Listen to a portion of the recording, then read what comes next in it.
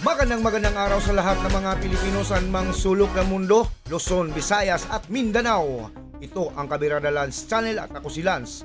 Para sa hindi pa nakapag-subscribe, paki-subscribe naman at paki-like and share. At kung meron kayong masasabi sa video ito, paki-comment at pag-usapan natin sa comment section para naman tayo magsama-sama panghabang buhay. Paki-hit ng notification bell at tayo magsama-sama forever. Okay, nandito na ang balita. Magandang gabi naman, June. Hindi at kung may blanco ay hindi mababalanse. Ito ang binigyan diin ni Senador Sherwin Gatchalian kaugnay ng umano'y mga blank items sa Bicameral Conference Committee report para sa 2025 General Appropriations Act. Ayon kay Senador Gatchalian, hindi maaaring may blanco sa BICAM report dahil kung hindi ay hindi rin magbabalanse ang budget. Naniniwala rin ang mababatas na hindi pipirma ang chairman sa BICAM kung may blanco dito. Isa si Gatchalian sa miyembro ng BICAM at pumirma sa BICAM report. Ngunit paliwanag nito, depende sa pumipirma kung gusto nitong lagdaan ang bawat pahina ng naturang dokumento. So ako, ang binibigay sa akin yung front page, yung detalye, tapos yung special provisions, makapal kasi yung special provisions. So may staff rin ako na nagre-review lahat.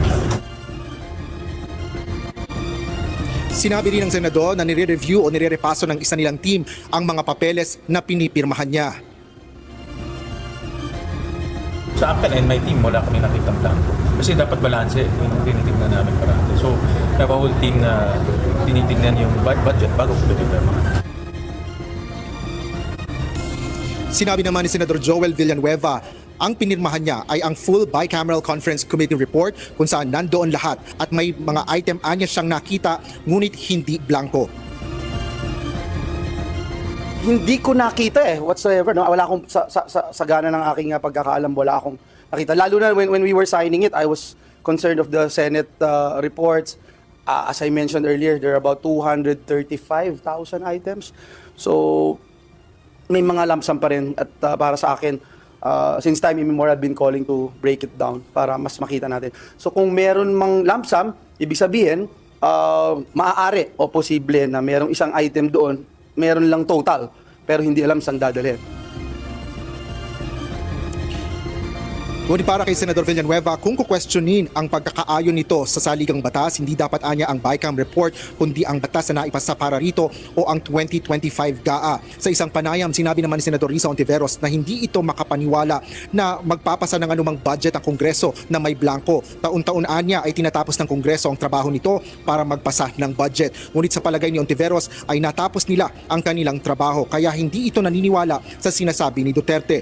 Bumuelta naman si Davao City 3rd District Representative Isidro Ungab sa pahayag ni Pangulong Ferdinand Marcos Jr. Ayon sa mambabatas, dahil sa kanilang tungkulin at pagsunod sa diwa ng transparency and accountability, kaya nila ibinunyag ang pinirmahang BICAM report na may mga blankong items. Ikinukubli rin aniya ni PBBM at Executive Secretary Lucas Bersamin ang issue sa paggiit na walang mga blankong items sa General Appropriations Act at binansagang fake news ang kanilang revelasyon at nagsisinungaling si dating Pangulong Rodrigo Duterte.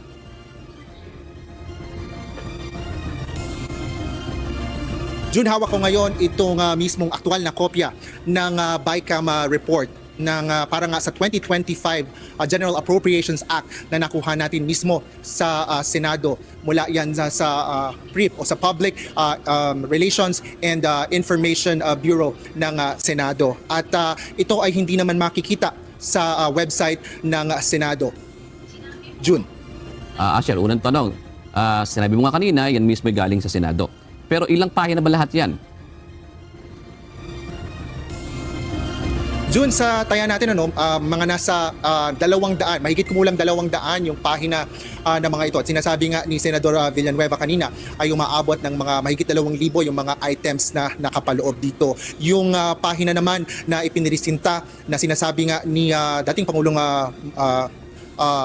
Duterte na mga BICAM report na mayroong mga blankong item, ayan ay 13 doon yung nakita natin sa na-post nga rin sa social media page ni Congressman Ungab. At tiningnan natin din yung mismong 13 pahina na yon na mismong tinutukoy nga doon sa kanilang revelasyon, June.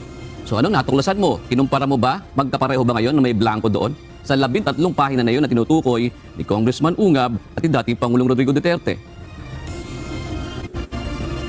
Yun sa nakita natin dun sa mga dokumentong ipinipresenta ni Congressman Ungab at doon sa dokumento nga na nakita natin na BICAM report mula sa Senado na andun yung mga blankong mga items o walang mga sulat. Ito yung mga yung panig nila Congressman Ungab ay hinighlight pa yung mga items na yan na mga blanko. At yun din yung mismong nakita natin, parehong mga dokumento na may mga blankong items na nakita tayo doon sa dokumento nang galing naman sa Senado. True. Yung sinasabi, Asher, ni Senator Sherwin Gatchalian at Senator Joel Villanueva kanina na hindi nila nakita, tinanong mo ba kung kailan yun? Hindi ba nila, nung lumabas itong balita na ito, hindi ba nila ni-review? Kung kasi may kopya naman dyan sa Senado, di ba? Kailan nila kailan nila nakita iyon?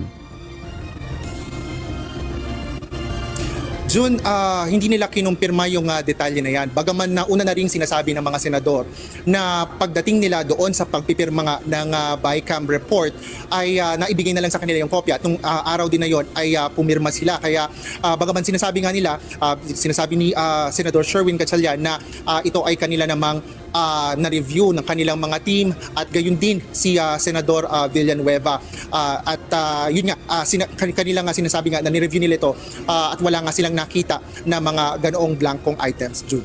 Sa pa, Asher, may pirma ba yan yung nakuha mo ng mga senador? Yes, yun. Yung mga nakuha nating BICAM report ay pirmado. May mga pirma yan ng mga senador, yung mga particular yan ng mga BICAM members mula sa mababa at mataas na kapulungan ng Kongreso, both sa House of Representatives at sa Senate, June. Sinasabi mo nga kanina, si Congressman Ungab, meron siyang pahayag sa kanyang social media page kanina sa Facebook na talaga kung halimbawa meron nang nagpapatunay ngayon sa sinasabi mo na meron kang nakuhang kopya na katulad mismo noong kopya ni Congressman Ungab at ipresenta ni dating Pangulong Rodrigo Duterte. Sinasabi nga ni Congressman Ungab kanina na ito ay dapat na tungkulin ng isang presidente at executive secretary na matanggalan ng maskara yung mga gumawa nito. Para hindi hindi mawalan ng tiwala ang taong bayan na pinaglalaruan at nilulustay ang pera ng bayan. Asher.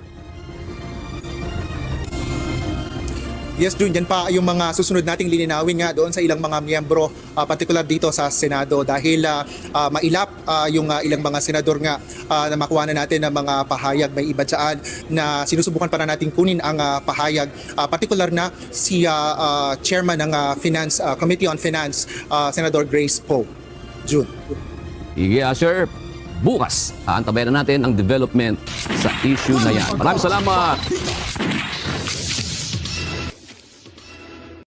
Yun po mga kabalitaan, talagang nakakagulo, nakakalito itong mga lumalabas na mga impormasyon ngayon. Sabi ho nila fake news. So sa balita ho may nakuha silang dokumento at mula